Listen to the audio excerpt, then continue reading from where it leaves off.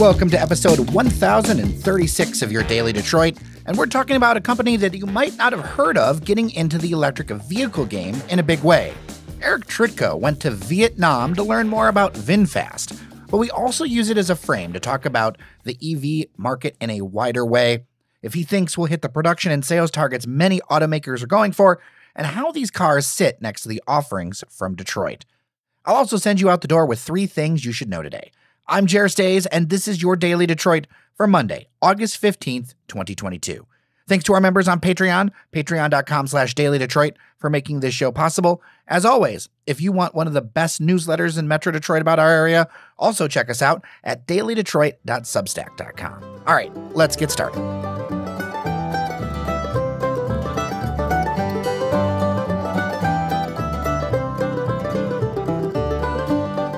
Joining me virtually, longtime friend of the podcast, Eric Trytko. He's a freelance journalist, also does community and content work with Fuse Auto Tech. Eric, it's so good to talk to you again. Jared, it's great to be back on the show with you. Well, and it's great to have you back because you've traveled like thousands of miles for this latest story. Literally about 17,000 miles. Yes. Ooh, doggy. Yeah. Wow. Okay, so Vietnam, as I understand. Correct. Yes. So I recently had the opportunity to spend a week in Vietnam. It was hosted by VinFast. They're a Vietnamese car manufacturer and scooter manufacturer, part of the Vin Group conglomerate. Here's an interesting stat right off the hit. Vin Group is 2.2% of the national GDP of Vietnam, just to give you a little scale. Oh, wow. That reminds me of like General Motors back in the day. Exactly. Wow. And VinFast is just a small portion of what they're doing right now, but certainly something they have a lot of ambition for in creating an auto brand. And as of the end of the year, only producing electric vehicles. Now, that's interesting to me because there's a lot of talk about electric vehicles, timelines for that, all the work that American companies are doing with this transition. We've talked about on the podcast before, the cuts that Ford is making, and or I should say shift in resources Ford's making, the efforts of General Motors.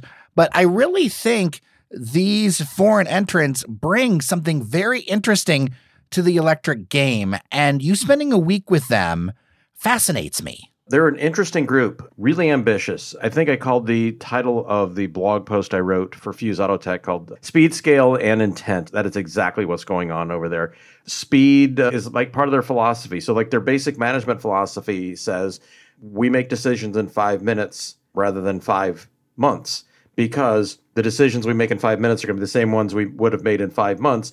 The difference is if we make a mistake, we've had time to fix it and learn from it. Speed in the sense of they created the factory where they make cars and crossovers, SUVs, and everything. It was literally swampland and a rice field. And in 21 months, it went from start to producing vehicles. And it's not like a small thing. This is a 355 hectare campus. So that is approximately 750 acres. Wow. Something like that. So yeah, not small. It's quite extensive, including their own battery factory, pressing plants, assembly line, everything. So, and they did that in 21 months. So I'll be honest, I'd never heard of VinFast before I learned about your trip, but I'm looking at these vehicles and I did a little bit of research myself on them. And it strikes me how much they're regular vehicles. Like, Exactly. One of the things with a lot of electric entrants from Asia in general, they end up being kind of shorter or micro cars or something like that. This is a full vehicle that if you saw this going up down the road, except for the fact that you don't know the name VinFast, they'd blend in. A little bit, yeah. The styling of the VF8, if you see it from the front, it definitely has its own distinct style. But from sort of the side and the rear 3/4, yes, it looks exactly like every other 2-row crossover. And the same size sort of as your Ford Escape, Honda CR-V, maybe a little bit bigger than that, but right in that ballpark, that kind of size. And then the VF9, which will be their 3-row crossover, is sort of your Kia Telluride, Ford Explorer, that kind of sized vehicle. Not quite Explorer size, but kind of in that general, the Telluride size is about where it is. Yeah, and I mean that as a compliment because a lot of times I see people trying to enter a market with electric cars now. I understand for a while they've been producing ICE vehicles or gas-powered vehicles. But I see a lot of people trying to enter the market with something different than what consumers are used to. And I think what we've learned is in order to enter the American market or do something in North America, it basically needs to look like all the other vehicles. Like you see the F-150 Lightning and it looks like an F-150, except it's a Lightning. Or the Tesla looks like a sedan. You know what I mean? Like it feels in. And did you have a chance to drive it? And did it feel in line when you drove it? So to your point, I think if you want to make EVs mainstream, your early adopters want something that sticks out, but your average consumer doesn't. And I think they're doing a good job with that. Although the VF9 is very stylish. That's the 3-row crossover styled by Pininfarina in Italy, and it shows. Some of the details on it are quite nice. I had a chance to drive the VF8, and I will say it was a pre-production unit. So there's a few issues, calibration issues, and a few other little things that'll need a little work before it comes to the U.S., both North America and in Europe as well. But that's easily fixed. And yeah, it drove just like a normal vehicle. It drove like an EV. It's not one of these things where it's going to like super fast, your eyeballs are going to come out of the back of your head acceleration. It feels like a normal vehicle that accelerates very quickly. I'm thinking back to our little jaunt in the Mustang Mach-E down the lodge. Yes. Yeah. And of course, we obeyed all speeding laws. We obeyed Absolutely. all highway laws, but we got to 55 miles an hour very quickly. This one probably won't be quite as quick as the Mach-E, but that's not really what it's trying to do. I think one of the things I think it's doing well is just trying to make it feel as close as possible to sort of an ICE vehicle, but with the EV flavor, right? Where it's like linear power delivery. It's not like this huge hit off the line and then kind of pulls it back. It feels more linear as you accelerate. And even to a point where as you get towards 50, 60 miles an hour, it still feels like it's pulling a little bit, where a lot of EVs start to feel like they're coming off the juice a little bit. And interior-wise, I think it's a solid effort on the interior as far as materials. I keep trying to place it in my head, where does it fall? And I think in an earlier conversation I had, it's somewhere between like Volkswagen Atlas and Acura RDX, which I mean, okay, maybe that's not enough context for people, but it's better than Ford, but not as nice as, Mazda. I guess maybe is a better way to say it. It does have the big tablet in the middle that everyone's going to, where all your almost 99% of your controls are going to be. I don't like it for a lot of reasons. That's a longer conversation. But that's what everyone does for a lot of reasons, including the fact that you don't have to validate a lot of switches. The one thing nice they're doing, though, is they are putting a heads-up display on it, so you're not looking over the tablet just to even see how fast you're going. So to be clear, your issue with the tablet isn't a VinFast thing, it's a design choice in general. Correct, yes, for all vehicles. I don't like it. It causes distracted driving because you have to look over to find what you're trying to do, and the fact that you're going down the road, you'll be bumping around. Just try to hold your hand steady over one of those screens one time and see how successful you are. And then the fact that oftentimes things are buried 2 and 3 levels down. So it's not efficient. Now, people will say you can go to voice commands. VinFast is very proud of what they're doing with their voice commands. But there was a recent study in an article in the LA Times about 3 weeks ago that talked about how using voice commands actually takes more brain power and more effort and causes more distraction than actually just, reaching over and touching buttons and knobs. So it's a multiple layer thing of why I don't like them. It looks sexy. It's cheaper for the auto manufacturers. It's better for a warranty thing because, again, not a lot of switches and knobs and things like that you have to make sure are always going to work. In a dynamic environment, they don't work as well as you think they do sitting in a static environment. Okay. Why did you end up going to Vietnam? Is this something that VinFast is looking at getting into this market? Our trip this is the second one they've done. And our group was about 180 to 200 people. There were probably 40 journalists, about 2/3 US, 1/3 Canadian. There were a bunch of influencers, and then they had another group of people which were partners, which were consultants and suppliers and things like that. And then they also had a group of people who were first buyers, people who've already put their money down and said they're going to be buying it. So this was a group of 200 people. We went over, VinFast obviously flipped the bill for this one, and we got to tour their facilities. We got to see what Vin Group as a company is doing as far as buildings in an urban environment. Got to drive the vehicles and just learn more about the country. Got to do a walking tour in the old quarter of Hanoi, which was fascinating. Stayed at the hotel, which was one of the first big hotels that was put in Hanoi by the French and stuff like that. Very historic hotel, the Metropole. So if you want to do some searching on that, it was quite the experience. And seeing a country which most people have, whose concept of Vietnam is, 35 years old based off of 80s movies. Yeah. And, Vietnam is one of those countries that you see the parallel of communism and capitalism at the same time. And I think Vingroup is one of those things because they're a private company, right? They're not state-owned. That is correct. And a couple different people went out of their way to make it clear because all us Westerners have seen what has happened in China and like, no. We are a private company. We work with the government in certain ways, but they have no ownership or control over the company. Interesting. Well, I mean, you could make the argument that the American government works with the American auto industry exactly. quite a bit too. Vietnam is a communist country, a communist government, and there are aspects of it in which you see that to be true. But for, let's say, 90% of what you see walking around and just observing things, it's as capitalist as anybody else. Interesting. Yeah. And even the people are very entrepreneurial. So 2 quick examples. In the morning, before we got things doing, I was walking around in the streets around the hotel and a few blocks away. And, it's literally people with like a plastic bag full of water and, fish and eels and everything, walking around selling stuff, just everyone trying to swing a buck. The stalls in front of these buildings all open to the point where even in a heavily urban environment like this, they've got people who basically come knock on your door every morning if you live in the city and basically deliver food and say, here's what I have today. What would you like? Interesting. I mean, it's absolutely crazy. And they're always hustling. It's crazy to see. It's a different look than what I think a lot of people stereotypically think, which is like, the bread lines and shortage. Yeah, no. There was none of that. There was none of that. No. At least not what I saw. So with VinFast, this is something that they are definitely putting North America, the United States in their targets, right? Like they didn't have you over there for nothing. Correct. So 2 levels. One, they've opened 6 stores in California at this point with many more to come, as they say. They are going to be a direct-to-consumer company where they can.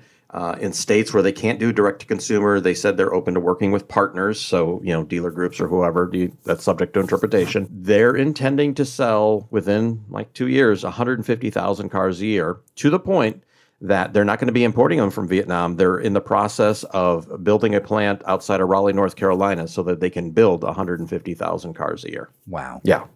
I remember a time when it would be Detroit, you would see a lot of things start to pop up first. And it is definitely like a gut check to realize that, in the South in places, in North Carolina for the plant and then California for the stores, the auto industry as a whole, Michigan is not always going to be the first place people stop. No, at this point, I think it's well down the list, unfortunately. We actually had in our group one of the local news people and the camera person from WRAL, which is a Raleigh station. And they were there literally broadcasting every day and doing like live broadcasts at all the different places we were covering it because it's a big deal down there. They're supposedly going to, have a couple thousand jobs by the time they're done building this thing. It's quite the event down there. Yeah, Raleigh and nearby Charlotte has been growing like leaps and bounds. I used to go to Charlotte for work on a semi-regular basis, and you want to see growth. I mean, tens of thousands of people moving into the city every year, which is just insane and insane to think about. But then it also makes sense why, if you're going to be somebody trying to introduce to a market, you want to go someplace, you want to do the jobs where things are growing. And California is an area where, frankly, EVs are hot. That's true. That's going to be the launching point, up and down the East and West Coast, both, I think, is where their first focus is going to be. But they definitely are talking about moving quickly into the center. And I think, as you said earlier, the fact that their vehicles are styled very familiarly will help. Now, the fact that it's a Vietnamese company, will that be an issue in parts of the country? I'm sure it will be, but we're so far removed from the Vietnam War and some of that stigma. I think we're sort of where we were with the Japanese cars in the 70s, right? I think it's going to be along those lines. And just, they're going to have to do a lot of brand building, a lot of storytelling. But, given what they're doing at the speed of what they do, the scale of what they do, I'm not saying it's a done deal, but the ingredients are there. But they have to execute on everything, and that's going to be the key. Everything looks good, everything sounds good. The product is pretty much there. If I had to give one downside to it, is just nothing that sticks out about it that would set it apart from everyone else. But maybe that's a good thing, and that's just my perspective. But at the end of the day, they got to execute on all this stuff, and we shall see. I can throw a hot take in here in the sense that the global CEO, Madame Tui, she is very impressive, and if you were to compare her to, say, another female automobile executive, I would say there's no contest between the two, at least based on my experience and based on talking with some other journalists who were with me. Wow. That's a pretty stunning hot take. It's a hot take. And I had this conversation with someone else, and one of the things they said is what I got from Madame Tui is as much as what you see is what you get from an executive at that level, right? With Mary Barra, everything feels so calculated and so practiced and so rehearsed, and it went through so many lawyers.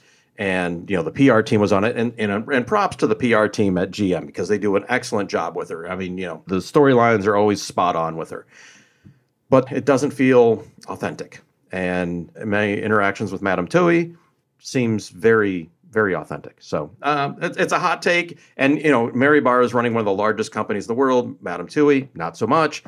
Two different scales, two different sets of responsibilities. So I'm just going off not only my gut says, but pooling the opinion of a few other people who you might have heard who they are. So, but the thing about that, though, is that it is 2022 and not 1992, right? Like the way we communicate is just a whole lot different. And that authenticity, that ability to connect with somebody is really important. And if you think about, there are brands where, and we've talked about them before, maybe the product doesn't necessarily match the hype, but people still love it. Why? Because there is that personal attachment to it. Yep, exactly. 100%.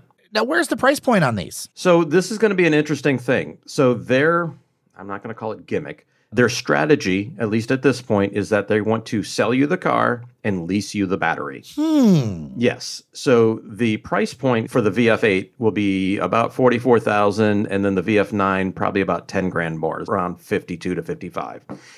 The battery they want to lease for a lot of different reasons. Some of it's warranty, some of it's performance, some of it's recyclability. There's a lot of reasons why. That's one of the areas they need to really work on in their storytelling, because even the media, that was like one of the things we spent a lot of time talking about was, and they had answers, but they haven't been sussed out completely yet. They've got work to do. So one of the questions I specifically asked, because I asked a few, was, well, since 80 or 90% of the people are going to lease this vehicle anyways, why do I want to lease a vehicle and lease a battery? Why can't I just have one payment? And that is something they're definitely working on doing. And, Madame Tui had said that, this is an issue in Europe as well. The numbers are about the same. And it's something they're really, really looking into. It's a rethinking, because in Asia, people tend to buy and look for the lowest price. In the Western world, we typically lease and are look for the most convenient price. Yeah, unless you're going to the used market or something like that. Exactly. But, you talk about leasing the battery. I can't help but think one of the ways to quickly, help solve some of the charging situation and stuff is, being able to swap batteries. Like in my mind, I mean, I'm obviously not an automotive engineer, and I imagine there's a ton of issues that could be involved with this. But one of the issues with charging and such is that it does take a long time. And one way maybe around that, if you've got a backup battery for your camera, you just pop the old battery out and put the old new one in. Now, I know we're talking about weight and all these other things, but I've seen it in industrial applications where you do a battery swap and things like that. And I wonder, would something like this, what they're talking about, maybe evolve into something different than they're planning right now? Because what you're portraying to me right now, I feel like would be very confusing for a North American consumer. Yeah, 100% it is confusing, because even the journalists who are been through this a few times and have seen a number of different solutions, even we're not completely grasping it. So as a swappable solution, no, I don't see it as that. It's more of a replacement type of issue, so that after 5 or 7 years, you could have a fresh new battery. The idea being that the value is the car, the battery doesn't have as much value. Although it's the biggest cost, it has the least amount of value. And this way you're not stuck with, say a 10-year-old Leaf with a battery that has about, 50% capacity. What are you going to do? I don't know. You just deal with the fact that you have 50% capacity. This is the idea that, okay, well, they could actually replace the battery. It's not, let's say, a 5-minute swappable thing, though. Right. But they could swap it. One of the things I look at with that is, with how electric cars are built, the fact they have less parts, all of that, is it something where if you implemented a battery replacement program like this, and say you took it in for a day or two, and, this is a regular, this is a thing that some service center just does, right? You drop it in, you bring it out, 72 hours later, fresh battery. Could that really extend the life of the vehicle? Yes, absolutely. And could it extend it longer than, say, an ICE vehicle? That's a little harder to say, because really the life of an ICE vehicle, at least at this point, is it's geared for, well, theoretically 125,000 miles in 10 years, but really it's more like 15 to 20 years and about 200,000 miles. My personal vehicle, it's a 2005 with 198,000 miles on it. And it's fine, right? I'm not worried about it blowing up or falling apart. Could it? Yes. And I guess the real opportunity is, as better battery technology comes along, you could always update it and have either less weight or more range. That's certainly an opportunity there as well. But again, this is one of those things where it's the one part of their story they need to work on and explain a little better. And I think they know what they're trying to do and trying to say. They just haven't communicated it as well as they could yet. All right, couple questions before I let you go. Number one, overall, are you feeling positive about VinFast? Are you excited about it? What's your vibe check, to borrow a term from, the 90s? Like I said earlier, I think the potential is there. The product is interesting. The company is really interesting. And I'd like to circle back on that for just a second. So I think if they can execute, they have a pretty solid chance. Are they going to blow everyone away? I don't think so. Are they going to be the next Tesla? I don't think so, but they could possibly be a semi-mainstream brand that no one was expecting them to be. Interesting. Now, how do you think that fits into the overall EV market? And are you as bullish as some experts say about, like, hey, we're going to get all this stuff over, 2030, 2035, whatever the number ends up being, for what we're making is all electric vehicles for the consumer side? Yeah, so I'm definitely not on the 2035 train. I'm looking at it from a practicality standpoint, in the sense of, okay, we're 13 years away, and you're trying to convince me that in 13 years we're going to go from 96% of the market, 96% of the market being gasoline powered vehicles, or ICE vehicles, to almost none. I just don't see it happening. I can see a 30, maybe 35% market share at that point for EVs, but not anything approaching 50%. I don't see it from a production standpoint, the ability to produce it, the ability for an infrastructure to support it, and most importantly, from a cost standpoint, because at this point and for the foreseeable future, an EV vehicle is going to tend to cost somewhere between $12,000 to $20,000 more than the equivalent ICE vehicle. And while those costs may come down, they're not going to come down that much. Well, I can't help but think there's got to be some room. I know a lot of automakers, they want to make the most margins possible, but I keep thinking back to the extreme sales success of that Maverick pickup truck that's like 20 grand plus. And I think there's a huge section of the market that just wants a decent vehicle at a decent price. And when I hear from listeners, what I hear is that A, some are very excited about electrics, but B, a lot of people are folks who are not fleet contractors, but say they're a roofer or something like that. And they don't see how an electric vehicle is going to meet their needs and their all the other things that they need to do in the foreseeable future. And so they're kind of like, well, are these companies going to kind of just leave me where I am? Or are we just going to have a long legacy of diesel vehicles even beyond this target? And it seems like if it was more like the target you're saying, it's going to be a continually evolving mix of propulsion. That's my not only belief, but as watching how things have developed. That's going to be my opinion and my take on it. And you make a great point with the Maverick, because I think it was about a month ago something came out about the Maverick, and it really rang a bell with me. And it's that we have not had the Model T equivalent of an EV yet. Here's what a Model T EV equivalent would be. It's essentially something priced about what the Maverick is. So if you look at the Maverick today at sort of a $26,000 to $30,000 vehicle, if you go back to the late 1900s, early 1910s, that's equivalent of what a Model T cost. So until we can get to that where not anyone, but at reasonably affordable at $350 a month without or $299 a month or whatever you want to do it from a payment standpoint, where pretty much anyone can get into it and not have to worry about it. We're not there yet. We're not even close to being there yet. See, and that's going to be interesting because I feel like this randomizes the picture a little bit for newer entrants like VinFast. Even though you've got Ford they're letting go 8,000 people to focus resources towards electric, if you're going to have a smaller overall market, if that's where we actually land, and you're correct with this prediction, I feel like this also opens up the doors for smaller players who have their stuff together to be able to find a foothold, maybe regionally or maybe for a specific use. Absolutely. There's going to be niche cases that evolve from here. And the one thing you got to remember is EVs, they're not just expensive to buy, they're expensive to manufacture. So there's less parts, but a lot of those parts cost a whole lot more. And so Ford, for example, is going to need to sell all the F-Series trucks that they can for a long time to fund the $30 to $50 billion they need to invest to switch over to EVs. And the same goes for General Motors and for everybody. For Stellantis, for Volkswagen Group, for Toyota, they're all going to have to come up with, in excess of $50 billion of investment to do this switch. And EVs have no margin as far as a sales platform right now. So you're not going to make money by selling EVs. You're going to have to sell a lot of ICE vehicles to fund that transition. So this leads me to, I guess, maybe my truly final question about VinFast then. They're building this integrated campus, this factory. If the margins are so low, why are they pushing into this? Is this really a long-term play? Like, if those things are true for those companies, is it true for VinFast? Because I feel like if you're building in the United States, you don't exactly have the same cost competitiveness as, say, if you're building in Vietnam. That's true, but there's going to be a lot of automation in these plants. One of the things you got to see in going through it is that they have everything in those plants was really state of the art, brand new, mostly German equipment operating in there. And there were people in there, but there was a ton of automation.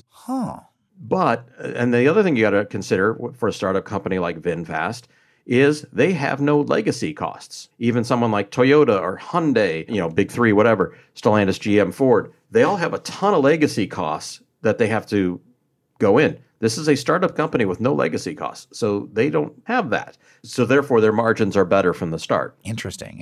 Well, I'm looking forward to following this story. And of course, as always, Eric, I'm looking forward to talking to you again when there's more industry news to unpack. And, whenever you do an interesting trip that crosses an ocean, my ears are always perked. And we can probably even do a second show talking about Vin Group and what they're doing with these little micro cities that they're building as far as urban development and how that parallels to Detroit and things like that. So they're doing some really interesting things, and we could probably even do a whole nother show on that, which was really enlightening. Yeah, I'm definitely interested in that.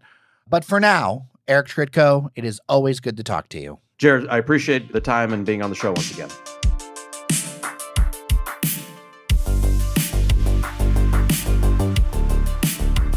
Here are 3 things to know today. As of this recording, about 133,000 people in 7 Metro Detroit communities are under a boil water advisory and are being asked not to water their lawns. Over the weekend, the largest transmission main in our regional system broke near Lake Huron, measuring 120 inches. It serves the northernmost part of the region. Currently, the village of Almont, Bruce Township, Birchville Township, Imlay City, the city of Rochester, Shelby Township, and Washington Township are impacted. The Great Lakes Water Authority said Monday that the timeline for returning the pipeline to service will be 2 weeks to include both replacement and testing. The cause is still being investigated. The city of Detroit is getting 28 new diesel buses and recruiting bus drivers. The Detroit Department of Transportation is replacing its oldest vehicles with 40-foot coaches that have better bicycle racks and USB chargers under every seat. DDOT service has been suffering due to staff shortages and is also looking to hire bus drivers, mechanics, and service attendants. And finally, Kid Rock's mansion on the Detroit riverfront is for sale again. It was purchased recently by a wife honoring her and her late husband's love of the musician, and in the summer she told WXYZ-TV it was going to become in part an event space. It's now for sale. $2.2 million is the new higher asking price. And my question is, does it come with the Kid Rock memorabilia and decor like Made in Detroit window shades and eagles? Or does it come cleaned out? Fun fact, you would also get the mayor as your neighbor, as it's in the Joe Barry subdivision.